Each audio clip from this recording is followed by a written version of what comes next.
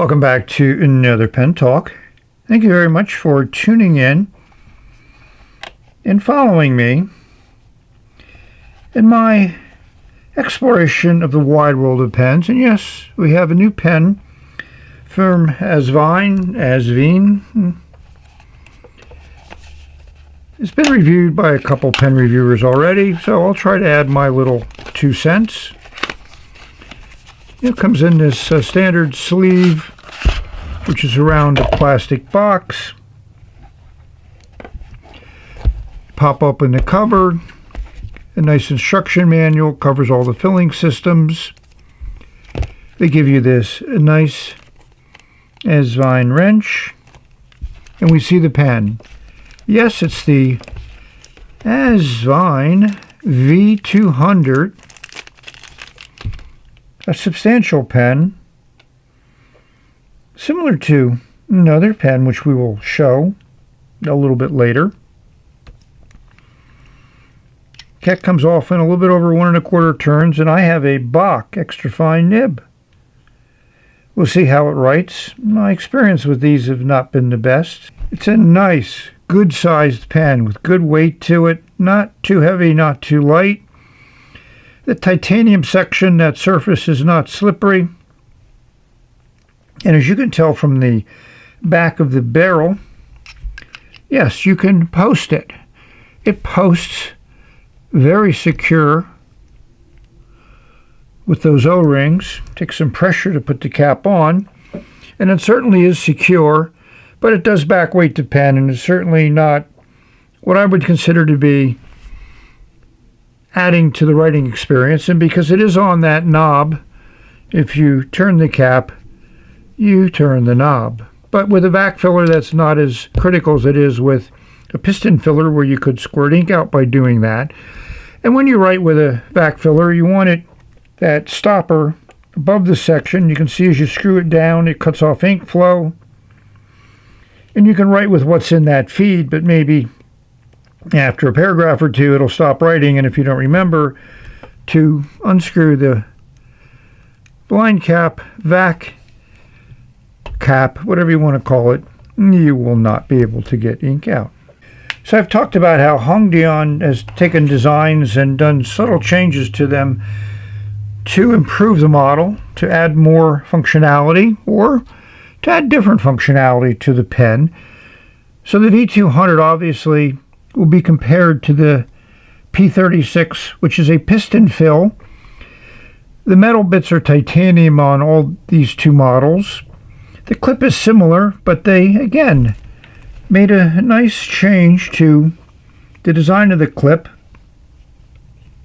Both of these clips are very functional and very usable. These pens have the same section, which is about all they share in common. But I think you got to admire the consistency of design, the quality of execution, the very good build quality, very good instruments, and the way they're made, they're going to last a long time. I had to show them posted because, as you can see, the V200 is much longer. And these post a little bit better, but I wouldn't call these good posting pens. The cap is not that secure on the back of the barrel. As you can see, the similarity in the sections. The Bock nib sits higher in that nib assembly, so that also makes the pen longer. Let's take a little bit more closely look at those sections and nibs. As I said, the sections are pretty much identical. So this is an Asvine extra fine nib, this is a Bock extra fine, and this is a Bock broad in black. I talked about this in my why swap a nib, why not swap a nib video. As you can see, that section, that concave design, is the same in all these 3 pens. And the threads are also on the metal section, not in the barrel. V169, remember, some people were concerned with unscrewing the section when they were taking the cap off. That hasn't seemed to be any issues recently, and these pens, in theory, have that same tendency. These are nice block threads. You don't feel them. So Asvine has done a great job in engineering and came up with an interesting model, different filling system, but still retaining that combination of clear acrylic and titanium. Beautiful look. So here we have the V200 as disassembled as I'm going to do it. I did unscrew the nib assembly out of the section so I could flush this separately. And it's nice that the section does unscrew. Got a nice O-ring above those threads.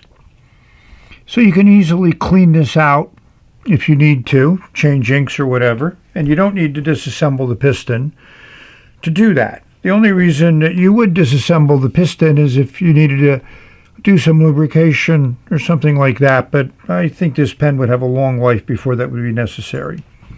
So one of the things that some people have talked about is Asvine lets you choose between Bock and Asvine nibs, but they are not interchangeable. The section actually is threaded differently depending upon what nib unit you have. This black one is an Asvine nib, and you can see that nib collar is different threads in different locations. And just to make certain that we're very clear about this, here's a Bock nib that I got with a Bock collar. As you can see, it matches up to the Bock collar that came with the V200. So that's the scenario. So if you get a Asvine nib with and I'm going to continue to pronounce it differently, with a Bock nib, you can only replace that nib assembly with a Bock nib assembly. You could also then just pull the nib and feed and replace those, but that's not as easy and efficient. So there we go. So I decided I wanted a blue ink in the V200, so I haven't used this ink in a pen. So I'm looking forward to putting it into the V200. As you can see, it's in there now. It does look nice and blue. Here's what it looks like on a paper towel. It's certainly a very saturated, very intense, I think a clean blue. And here's my little writing sample on Tomoe River paper where I compared the 3 wet pen inks. I've used these other 2 now in 2 pens, and I'm really enjoying them more and more that I use them. So I'm glad now to add the blue in my writing experience.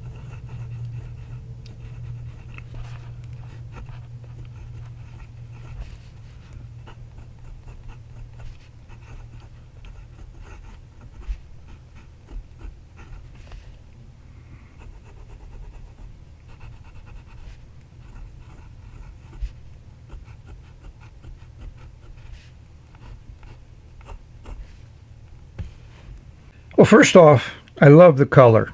I'm very impressed with the blue. A lot of people have talked about getting a pure blue ink, and this certainly would fall into that category. Unfortunately, it's sold out. Hopefully, we can get Matthew to make some more. This extra fine Bock nib is not a nib that I'm happy with. There's feedback which I don't feel good about.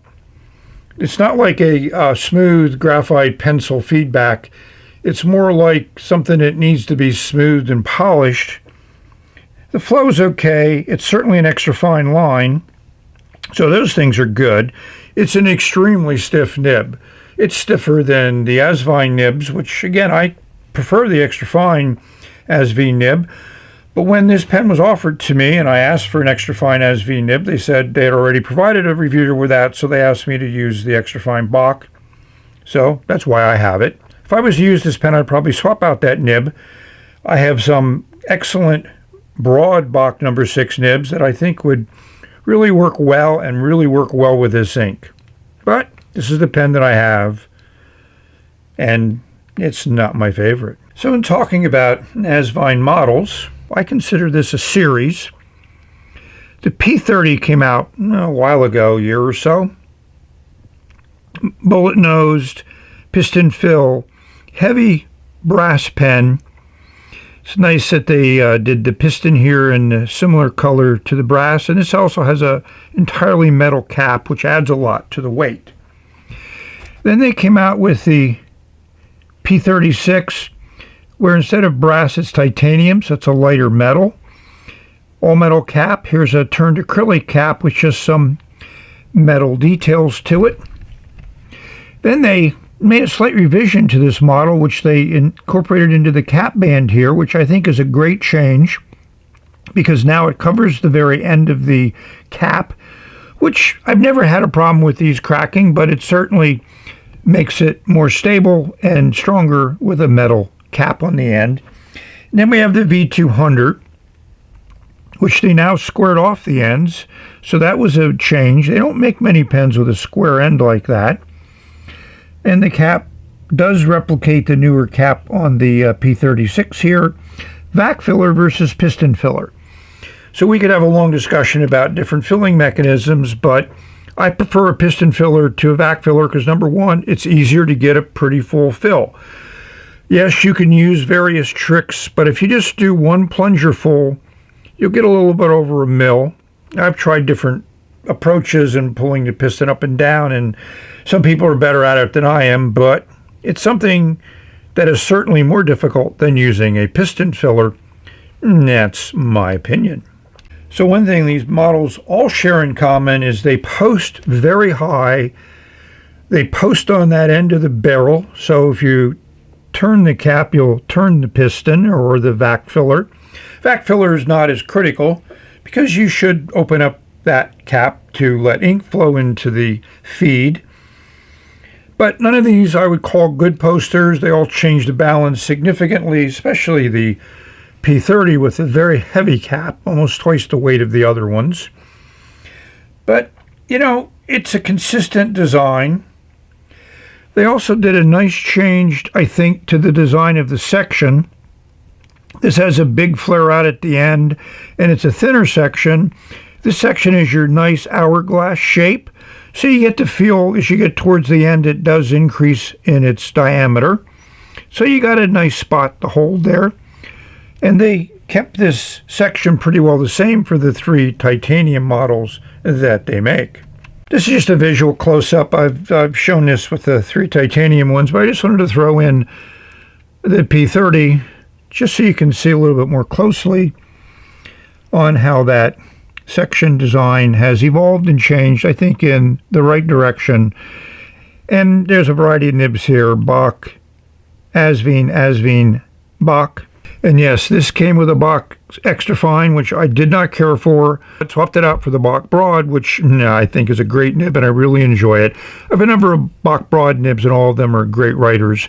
This is back to a Bock Extra Fine, and not my favorite nib. So now it's time for some editorial comments, and I have these 4 pens here because I think they illustrate my feelings on the V200. I personally prefer the P36 because I think the weight is better, 7 grams less weight. I don't think this design with these O-rings in it add a lot to the pen. I visually don't appeal to me at all.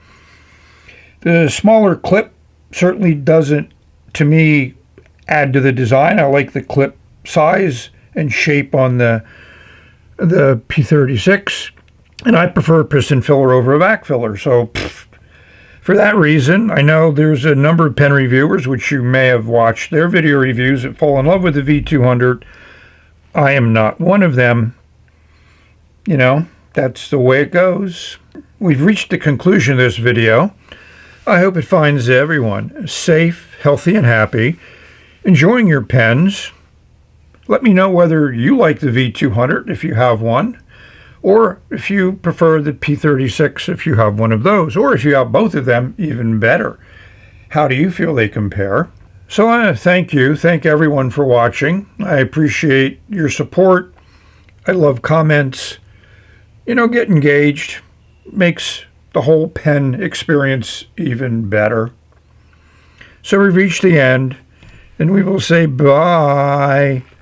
More to come. I got 4 pens in the pipeline that I'm happy to review and share with you.